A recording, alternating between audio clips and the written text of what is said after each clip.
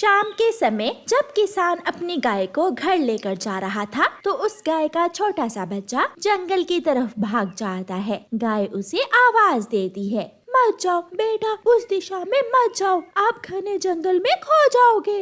लेकिन वो छोटा बछड़ा किसी की नहीं सुनता और घने जंगल में चला जाता है। वो छोटा गाय का बच्चा अपनी छोटी छोटी आवाज में बोले जा रहा था, मम्मा कोई छोटा बच्चा है जिसकी आवाज मुझे सुनाई दे रही है। बेटा, इंसानों की बस्ती करीब ही है, वहाँ से किसी पशु के बोलने की आवाज आ रही होगी। मम्मा चिड़िया अपनी बेटी से ऐसे कहती है, मेरा बछड़ा कहाँ चला गया? किसान मालिक, मुझे मेरा बेटा बछड़ा वापस ला कर दो।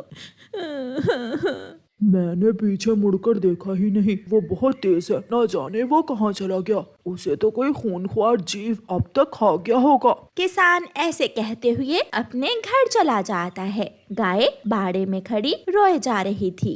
देखिए जी, अगर बछड़ा ना मिला तो गाय दूध भी नहीं देगी, क्या होगा?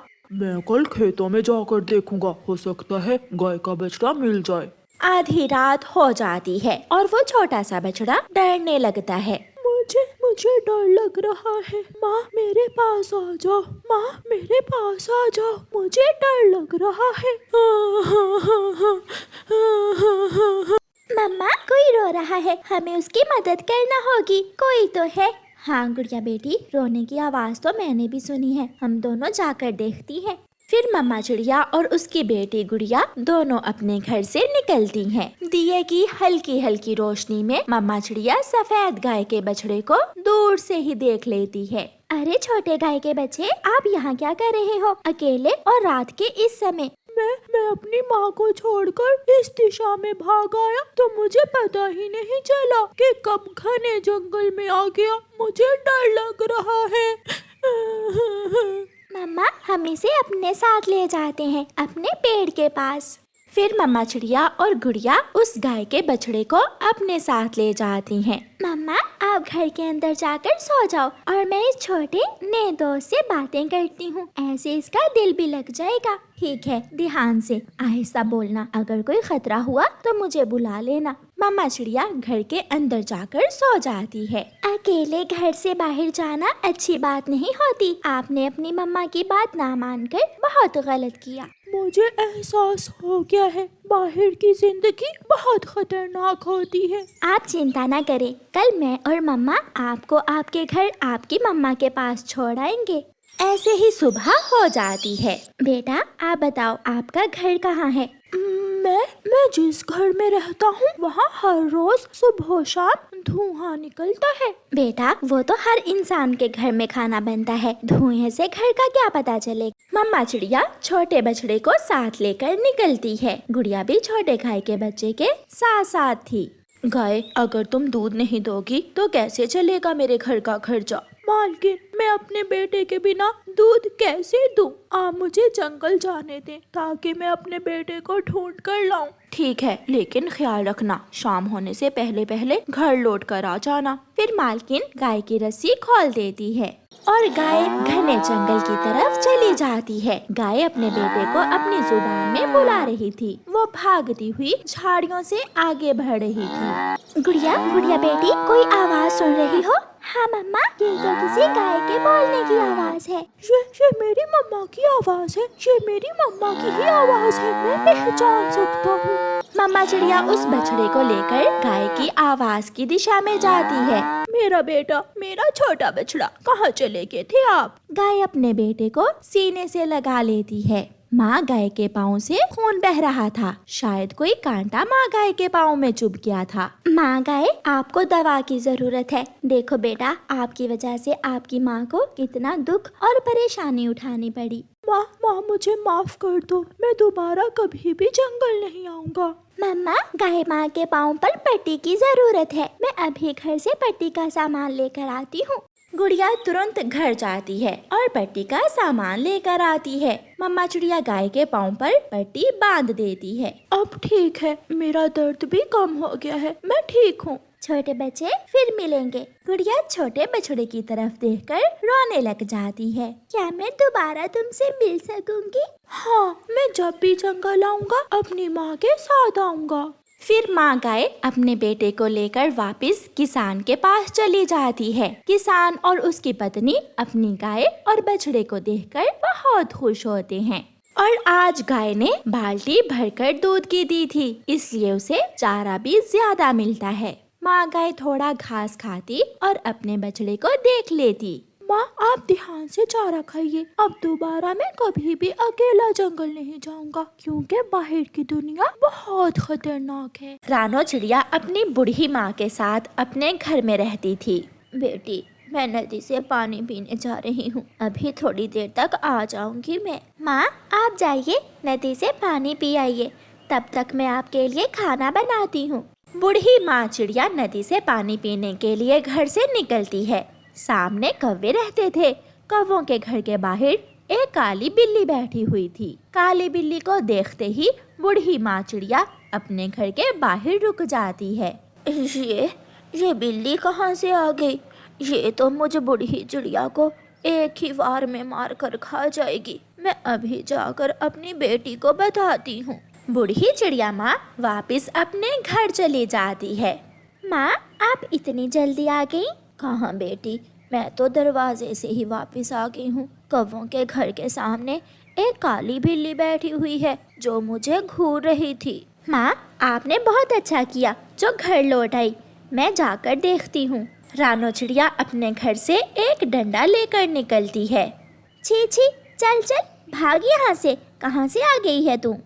म्याऊं म्याऊं। चिड़िया, मैं कोई आवारा बिल्ली नहीं हूँ।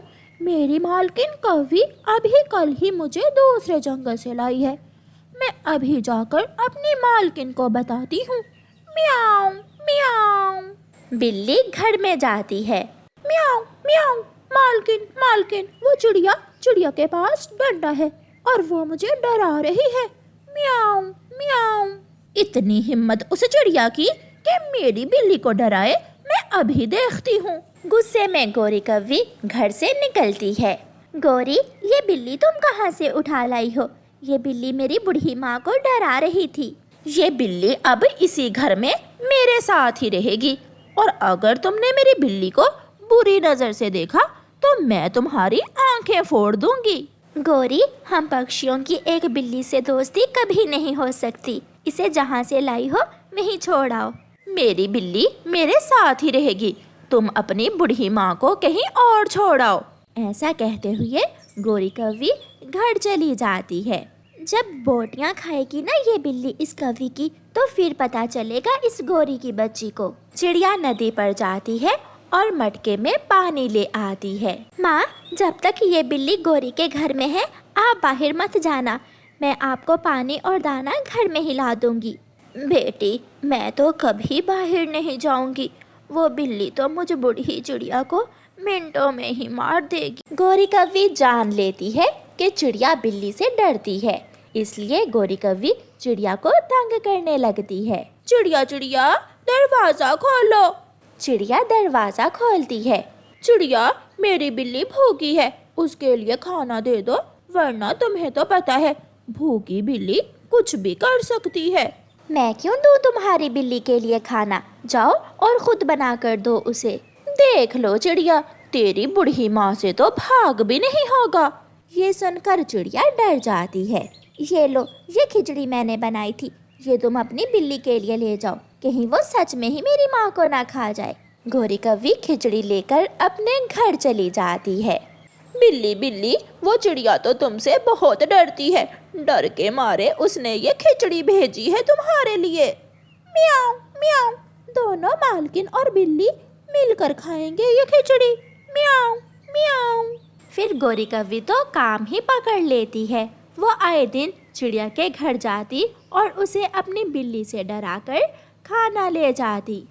बेटी, आखिर कब तक हम गोरी कौवी की बिल्ली से डरकर उसे खाना देते रहेंगे? माँ, मैं भी यही सोच रही हूँ। तभी वहाँ गोरी आ जाती है। चिड़िया चिड़िया, मेरी बिल्ली को फिर से भूख लग गई है, जल्दी जल्दी से उसके लिए मीठे चावल बना दो। ऐसा ना हो कि मेरी बिल्ली को भूख लगे और वो गुस्से में आ जाए और वो तुम्हारी बूढ़ी माँ को ही खा जाए। इससे तो अच्छा है तुम्हारी बिल्ली मुझे खा ही ले, तुम हर समय मेरी बेटी को डराती रहती हो उस दुष्ट बिल्ली से। नहीं माँ, मैं अभी बिल्ली के लिए खिचड़ी बना देती हूँ। फिर चिड़िया हंडिया चूल्हे पर रखती है और गोरी की बिल्ली के लिए खिचड़ी बनाती है। मानो मानो बाहर आओ, घर के बाहर आ जाओ। देखो देखो चिड़िया ने क्या भेजा है। फिर बिल्ली आ जाती है और दोनों बिल्ली और कौवी मिलकर खिचड़ी खाती हैं।